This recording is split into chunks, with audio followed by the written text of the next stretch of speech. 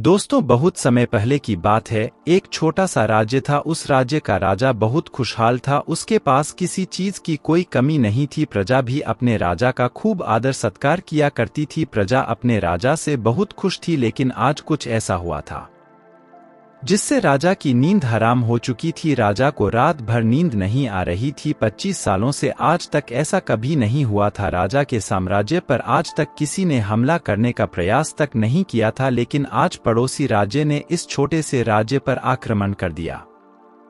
और आज राजा को अपने 25 साल पहले का वह दिन याद आने लगा जब वह एक राजा ना होकर केवल एक सेनापति था और वह अपनी राजा की आज्ञा का पालन करते हुए युद्ध की तैयारी कर रहा था। लेकिन उस वक्त उसके मन में कोई शंका नहीं थी, किसी चीज का निर्णय नहीं लेना था, इसलिए वह चैन से उन चीजों की तैयारी में जुटता था। राजा बहुत विधा में था। उसे समझ नहीं आ रहा था कि आखिर वह अपने साम्राज्य को किस तरह से किसी और राजा के हाथों में सौंपते। जो साम्राज्य को हासिल करने के लिए उसने दिन रात एक कर दिया। कई लोगों को धोखा दिया, कई लोगों को पीड़ा दी, कई लोगों को कष्ट दिया, कई प्रकार की राजनीति रची, कई प्रकार के षड्यंत्र रची। इतनी सारी मेहनत करने के बाद जब उस राजा का सिंहासन प्राप्त हुआ था, उस सिंहासन को, उस साम्राज्य को वह अपने हाथ किसी और को कैसे थमा दी। राजा को कुछ भी समझ नहीं आ रहा था कि वह क्या करें। वह बहुत चिंतित था, परेशान था, करवटें बदल रहा था, लेकिन उसे कोई तरीका सूझ नहीं रहा था। राजा यह बात बहुत अच्छी तरह से जानता था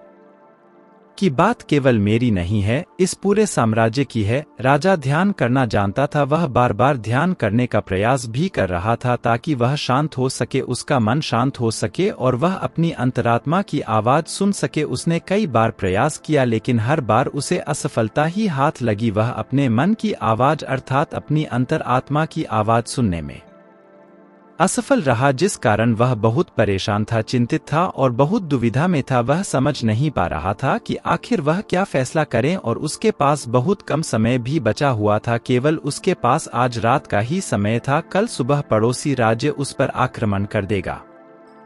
यदि वह केवल अपने लिए फैसला करता है तो इस साम्राज्य के लाखों लोगों की जान पर बन सकती है, और यदि वह इस पूरे साम्राज्य के लिए सोचता है तो उसे पड़ोसी राज्य के राजा के सामने झुकना होगा, उनका सम्मान करना होगा और अपने हाथों इस साम्राज्य को उन्हें सौंपना होगा। राजा बेहद दुविधा में था, अत्यधिक परेशान था। आखिरकार वह अपने महल की छत पर पहुंचा जहां ठंडी ठंडी हवाएं बह रही थी। रात का समय था, चारों तरफ सन्नाटा था, खामोशी थी। राजा ने छत पर पहुंचकर आसमान की तरफ देखा। आसमान में एक पक्षी निडर होकर उड़ रहा था, अपनी ही मस्ती में, अपने ही अंदाज में। उसे रोकने वाला कोई नहीं। उस पक्षी को देखकर राजा को यह एहसास हुआ कि जब तक कोई व्यक्ति अकेला होता है तब तक वह मस्त होता है, अपने में खोया हुआ होता है। उसे किसी प्रकार की कोई जिम्मेदारी नहीं उठानी पड़ती। वह जब चाहे, जैसा चाहे वैसा फैसला ले सकता है। लेकिन हमारे सर पर जिम्मेदारी आ जाती है तो फिर एक आदमी अपना अकेलापन, अपनी मस्ती, अपनी आज़ादी को खो बैठता है, क्योंकि उसके सर पर जिम्मेदारी है। उसे हर एक चीज देखनी है, समझनी है और ऐसे बहुत से लोगों को सोच समझकर ही कोई निर्णय लेना है। काफी समय बीत चुका था और अब तक राजा ने कोई निर्णय नहीं लिया था, और जब राजा को कोई भी रास्ता नजर न आया तो वह अपना घोड़ा लेकर अपने गुरु के आश्रम की ओर निकाल पड़ा। राजा के गुरु भी बहुत सख्त थे। उन्होंने पहले से ही राजा को यह चेतावनी दे रखी थी कि जब तक कोई ऐसी दुविधा ना पड़े, जब तक तुम्हारे पर ऐसी कोई को बड़ी समस्या ना आन पड़े कि तुम्हें मेरी जरूर पड़े, तब तक तुम यहाँ पर कभी मत आना। राजा अपना घोड़ा लेकर आश्रम पहुंचा। वहां पर जब उसने देखा तो उसके गुरु ध्यान में लीन थे। वह अपने गुरु के ध्यान को भंग नहीं करना चाहता था। अपने गुरु को ध्यान में देख उसके मन में एक बार फिर से द्वंद्व युद्ध चालू हो गया। उसका एक मन कहता कि गुरु को ध्यान से बाहर लाए, तभी वहीं पर उसका दूसरा मन कहता नहीं नहीं, यदि गुरु को ध्यान से बाहर लाया गया तो यह उचित नहीं होगा, गुरु क्रोधित हो जाएंगे और फिर उसके बाद क्या होगा यह कोई नहीं जानता। राजा खड़े होकर यह सब सोच ही रहा था, तभी तक आश्रम से आवाज आई है, राजा तुम दरवाजे पर खड़े होकर क्या कर रहे हो, भीतर आओ। राजा आश्रम के भीतर गया और उन गुरु को प्रणाम करके कहता है, गुरुदेव आप तो मेरे मन की बातें भाले भांति जानते हैं, आपको यह भी पता होगा कि आज मैं क्यों यहाँ पर आया हूँ। और किस बात से मैं चिंतित हूँ? चिंता के कारण मुझे नींद नहीं आ रही। आप ही बताइए मैं क्या करूँ? मैं किस तरह से कोई एक निर्णय लूँ? मैं किस तरह से अपनी अंतरात्मा की आवाज़ सुनूं जिससे मैं निर्णय लेने में सफल हूँ? किस तरह से मैं एक सफल निर्णय लूँ और किस तरह से मैं अपने साम्राज्य को बचा पाऊंगा? राजा की यह बात सुनकर गुरु मुस्कुराने लगे और राजा से कहते हैं, राजन, हर इंसान के दो मन होते हैं। एक मन उसे कोई काम करने के लिए प्रेरित करता है तो दूसरा मन इस काम को टालने का प्रयास करता है, उस काम से पीछा छुड़ाने का प्रयास करता है, और इन्हीं दोनों मन के बीच में हम फंस कर रह जाते हैं।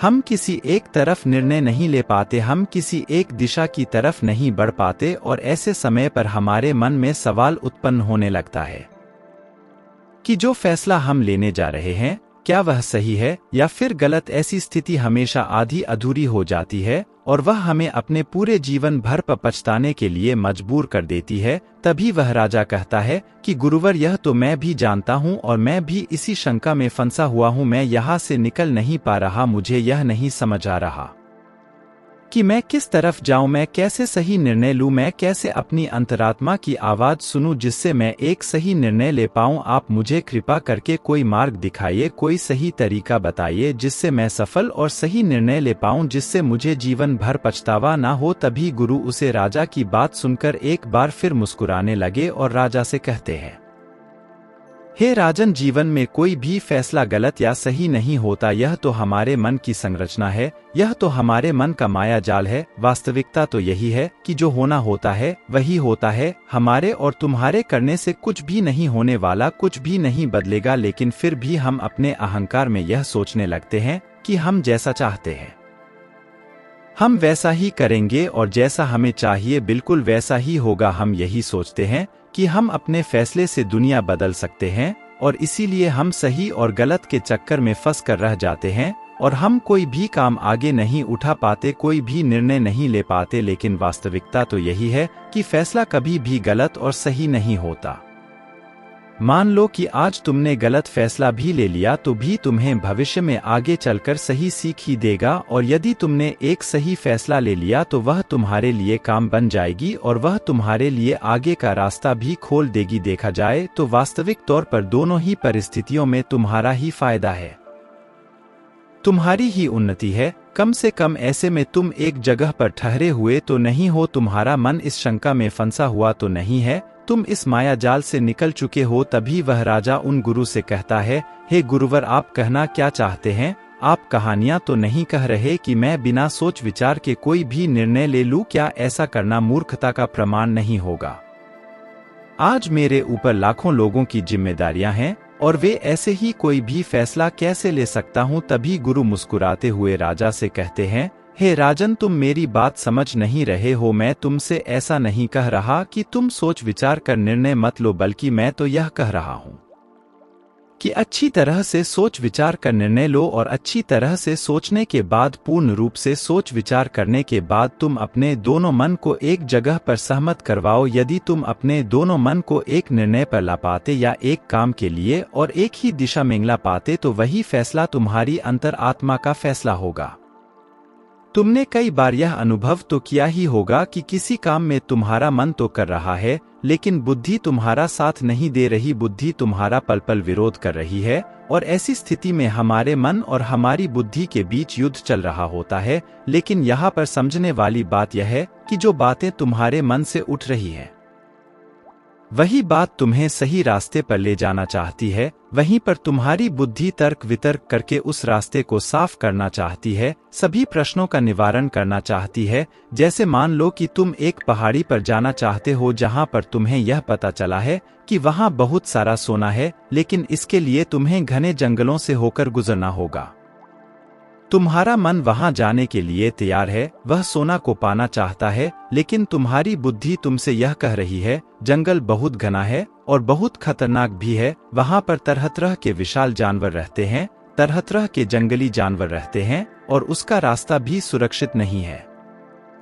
वहां पर चोर डाकू और लुटेरे भी हो सकते हैं, पर पता नहीं वहां पर रास्ते में कुछ खाने पीने को मिलेगा या नहीं मिलेगा, और हमारी जान को खतरा भी हो सकता है। यह सारे प्रश्न हमारी बुद्धि खड़ी करती है, लेकिन इसका अर्थ यह नहीं कि तुम्हारी बुद्धि तुम्हें रोकने का प्रयास कर रही है, बल्कि वह तुम्हें सतर्क कर रही है। और जब तक तुम अपनी बुद्धि के सवालों का निवारण नहीं कर लो, तब तक आगे बढ़ना मूर्खता का प्रमाण ही होगा। ऐसे रास्ते पर जाने से पहले तुम्हें अपने खाने पीने की सामग्री का इस्तेमाल करना होगा, उसके बाद सुरक्षा के लिए कुछ हथियार और कुछ सैनिकों को भी साथ लेना होगा। और जब तुम्हारी बुद्धि पूरी तरह से संतुष्ट हो जाए, जब उसके सभी सवालों का निवारण तुम कर लो, तब तुम आगे बढ़ सकते हो। कब तुम्हार बुद्धि के सभी सवालों का निवारण हो चुका है, लेकिन कुछ ऐसे लोग भी होते हैं जिन्हें पता होता है कि उसे पहाड़ी पर खजाना है, लेकिन वह यह भी जानते हैं कि रास्ता बड़ा कठिन है, लेकिन वह अपनी यात्रा कभी शुरू ही नहीं करते हैं। यह बात और है कि हो सकता है कि तुम्हें वहां पर पहुंचकर कोई खजाना ना मिले और तुम्हें वहां से खाली हाथ ही लौटना पड़े, लेकिन तुम्हें इस सत्य को भी जान लेना आवश्यक है कि जो होना होता है वही ही होता है। उसका अफसोस करके कोई मतलब नहीं। तुमने तो अपनी पूरी कोशिश की थी, तुमने अपना पूरा प्रयास लगा दिया था, लेकिन इसके बाद भी तुम्हें सफलता ना मिले, तो इसका अर्थ यही है कि वहां पर तुम्हारे लिए जो होना था वही हुआ है। उसका अफसोस करके कोई अर्थ नहीं, लेकिन उसे यूं ही जाने भी नहीं देना चाहिए। उस हार से, उस अनुभव से हमें कुछ सीखना चाहिए, उससे सीख लेनी चाहिए, और उसके बाद तुम्हें अपनी कोशिशों को और भी ज्यादा बेहतर बनाना चाहिए। इसी चीज पर काम करना चाहिए, ना कि व्यर्थ बैठकर पश्चाताप करना चाहिए और ना अफसोस करना चाहिए। मैं तो तुम्हें बस यही समझाना चाहता हूँ कि अंतर आत्मा की आवाज हमें तब सुनाई देती है जब हमारा मन और हमारी बुद्धि दोनों एक बात पर पूर्ण रूप से सहमत हो जाते हैं। तभी गुरुवर उस राजा को सावधान रहते हुए कहते हैं, हे राजन, मेरी एक बात और अपने दिमाग में अच्छी तरह से बैठा लेना, जब भी कोई हानि होती है तो वह अपने पीछे पश्चाताप और अफसोस जरूर छोड़कर जाती है।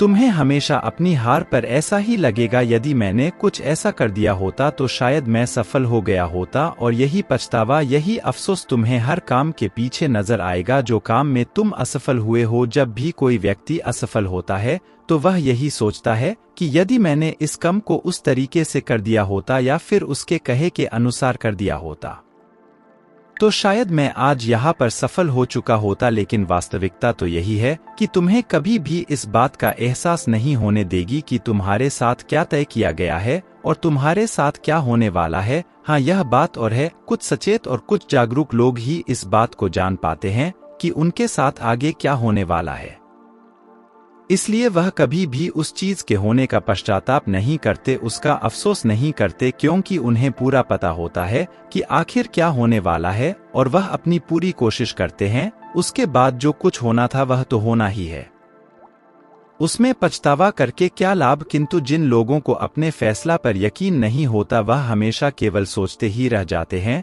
वह हमेशा अतीत के बंधनों में बंधे रह जाते हैं, दुखी रहते हैं, रोते रहते हैं, लेकिन वह अपने जीवन में कुछ नहीं कर पाते। लेकिन एक बुद्धिमान व्यक्ति यह भली भांति जानता है कि अतीत को बदला नहीं जा सकता, लेकिन उस पर बैठकर अफसोस करना व्यर्थ है। किंतु वर्तमान में हम सही निर्णय ले सकते हैं, और भविष्य जो कि हमारे हाथों में है ही नहीं। इसके बाद उन गुरु ने राजा को वहां से जाने का आदेश दे दिया और वह वापस से ध्यान में लीन हो गए। और गुरु की सारी बातें सुनकर राजा के मन में जो द्वंद्व युद्ध चल रहा था वह पूरी तरह से शांत हो चुका था। राजा वापस महल लौटा और उसने शांतिपूर्वक अपने मन और अपनी बुद्धि को एक ही निर्णय पर सहमत करवाया, और वह था कि हम युद्ध लड़ेंगे। जब राजा के मन से यह निर्णय उठा तो उसकी बुद्धि ने उसके सामने कई प्रकार के सवाल उत्पन्न कर दिए, जैसे कि हमारी सेना बहुत छोटी है, हम उनके सामने टिक नहीं पाएंगे, और पड़ोसी राज्य के पास एक विशाल सी सेना है